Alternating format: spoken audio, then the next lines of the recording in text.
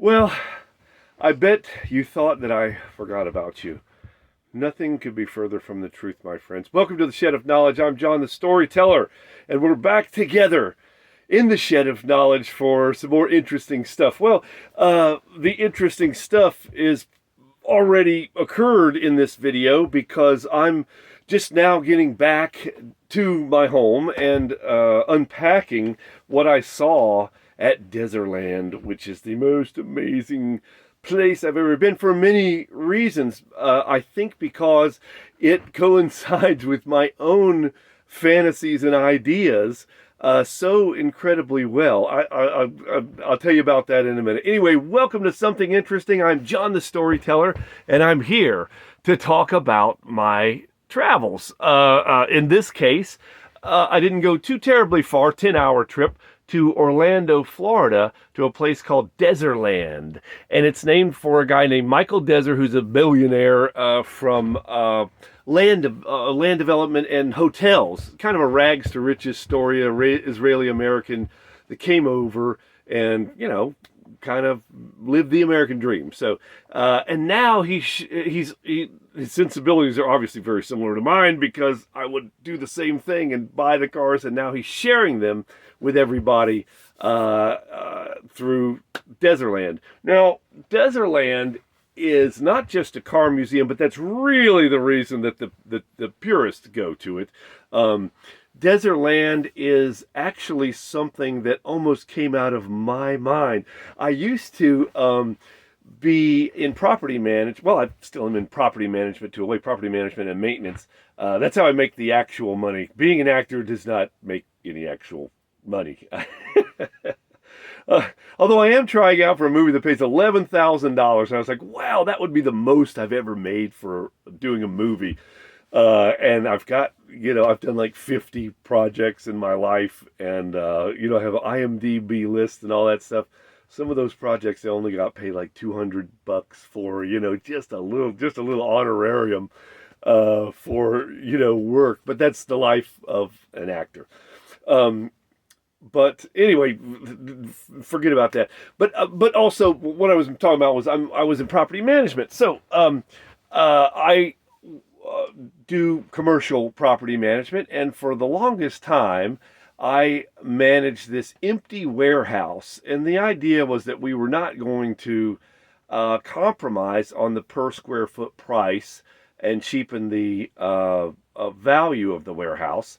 And so it sat vacant for a long time. Like, gosh, it seems like it was maybe 3 years. I had this over half a million square foot, 500,000 in warehouse space, and then plus offices, 500,000 square foot facility all to myself, just all to myself. And so I'd go over there. I used to take my kids there to ride their bikes around this 500,000 square feet. And it was divided into 5 spaces of 100,000 square feet a piece. I mean, it was huge. I would take my car in there and just do little, spinny donut type things. Not really donuts, but where you pull up on the emergency brake and then the back end kind of goes around. You know what I mean? I'm not a wild driver, but I did do a little bit of fun stunt driving there. In that huge warehouse, it was so big that it would actually microclimate. Where it would kind of mist and rain inside the building. You'd have, the floors would be soaked. It was because it was empty. A warehouse, a space that size, really needs to have things in it. So once we leased it out, it would no longer microclimate. Okay, what does this have to do with Dezerland? The fact of the matter is that walking around that property, I always imagined, I didn't own it, but I imagined that if I did own it, what would I do with it? And some of the things I came up with was go-kart track, indoor downtown where you could get food and this, that, and the other, axe throwing, auto museum, except for my idea was to flip it on its head and pull interesting cars out of the junkyard and display them in junk form, like all rusty and crummy, because I thought that would be interesting. And then the no touch policy wouldn't necessarily be in place at that point. Actually, no touch, or you get tetanus. That's your punishment. But yeah. But so the auto museum idea I had thought about, the go-kart idea I had thought about. What was there was something else that, the trampoline park, which was actually there from, okay, let me back up. Dezerland is in an abandoned mall, and it's an 850,000 square foot mall. It was formerly like River Park Mall. I can't remember what it was, but I had gone there before when it was the Artagon Mall, and even then I kind of thought, ooh, this is on International Drive in Orlando. If this were in the backwoods of like where I live in North Carolina, which is where that warehouse was, Mako, North Carolina, yeah, you could afford the taxes on that, but I was like, this place is never going to pay even the taxes on this. I don't know how they're going to make any money, but it was a joy to be there while I was there, and we took the kids to the trampoline park. So Artagon Mall did eventually fail, and at that point, plans were announced to demolish this mall, and I hate when they tear down anything, even a little concrete block building. I'm like, gosh, I was a building superintendent for years, and I was like, somebody went to a lot of trouble to that. And especially when they tear down a commercial building. I built commercial buildings, and they're built to last 400 years with maintenance. You know what I mean? Like, they are built like tanks, and then to just go in there and knock them down just makes me sick. I'm like, can't you just... And then don't even get me started on the people that knock down houses because they don't like the style of that house. This happens with millionaires a lot, and it's kind of makes me... And they'll knock down, like Steve Jobs' last thing was to knock down a house that I thought was very beautiful, kind of a medieval revival looking place, but he hated it. But I'm like, was the lot really that great? It's just a lot in a neighborhood. Just sell it, buy another lot, and build the house that you want. Okay? This is going out to you millionaires out there that are watching, or billionaires that are watching. Stop tearing stuff down. And there's one billionaire that got it, and that's Mr. Dezer. He did not want to tear down that mall, so he bought it, and he reimagined it, almost like taking ideas out of my head and fluttering them into somebody who can actually do it, who's past the idea phase. And so he took this mall, and inside of it is two go-kart tracks. One is smaller than the other. Go-kart racing inside. There's Bass Pro Shops is one of the tenants, so they do their own thing. There's a huge gift shop, with everything you want. An axe throwing place, a little downtown with different eateries. There's like France, and then the taco place, and then the pizza place, and then the burgers place.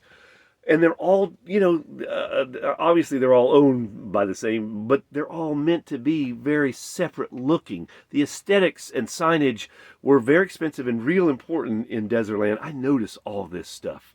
And it was just extremely, extremely well done. I am going to level just a little bit of criticism at Dezerland a little bit later. I hate to level any criticism at this magnificent place, but I am going to level a little bit because I used to work at a museum, and museum sciences is something that is also kind of important to me.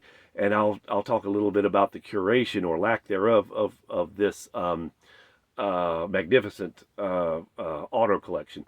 But anyway, like I say, there's a trampoline park. There's there's just so much. There's there's a bar. There's a tapas bar. There's a bar where you can get a nice drink. We had a couple drinks there. There is a huge arcade with pool tables. There is a bowling alley. That was the other thing that I was thinking of, a bowling alley. There's a bowling alley there. There is, a massive amount of arcade games, and always they're bringing in more as they get them, this, that, and the other. Pinball, a huge pinball collection, some of which is paired to the cars. If there's a car from Spider-Man, then there's a pinball machine from Spider-Man there, and the Batman pinball machine, and this, that, and the other. is there. It depends on the movie, what the car was from or whatever. So anyway, let me just speak very briefly, and I wish one of these days I'm going to be able to put a little thing down here where it has a photograph of what I'm talking about. I'm not quite technologically there yet. And unfortunately, this technological impairment has also impaired me as an actor. I'm supposed to have these reels and this, that, and the other and do all this self-promotion. All I want to do is just act. So I've been doing a lot of theater. You don't have to do anything there. I mean, self-promotion wise there. But where I could like show you the cars, or maybe even have like a little slideshow going of what I saw. Now, one of the things I don't want to do, even though they tell you to do this, is I do these videos in one take because I want to connect with you, buddy. You know what I'm saying? Like we're sitting here having a conversation. It wouldn't go, and where I'm cutting it all up. No, this is a one-shot, one-take deal. And if I screw up, even now, I'm going to stop and I'll go back and do it again. But I want to do that because I want that connection. But like, see how I've left this space here? Then I can show you photographs of what I'm talking about, or random photographs, so I could, you know what I'm saying? It's almost like we're talking. I'm like, oh, here's, what's la la la la la. This is what I'm talking about, and da da da da. I don't know, I just grabbed the first thing I saw, but you know what I mean? The idea is, and of course they tell you, don't make it this long. This is really long. You'll lose people. And they're right. I should do a TikTok style thing where I'm like, hey, everybody, what's going on? It's Braxton here. We're talking about Kiss-Aws. Whoa, what's that? A Packard? Yeah. Is that a Tucker? Oh, yeah. You can't see it, but there's also DeLorean there, right there. I'm showing you this because, you see it? I'm trying not to. Because all the cars behind me were represented at Dezerland. They had a Tucker replica from the movie in a scene where a Tucker was wrecked. And rather than wreck a $3 to $4 million car, they used a fiberglass replica. Probably pretty good idea, eh? They had this is a 53 Packard Caribbean convertible. They had a 54. But it's a very similar car to what I'm dealing with here. I suppose you can't see up there. I'll just lift this up a wee bit.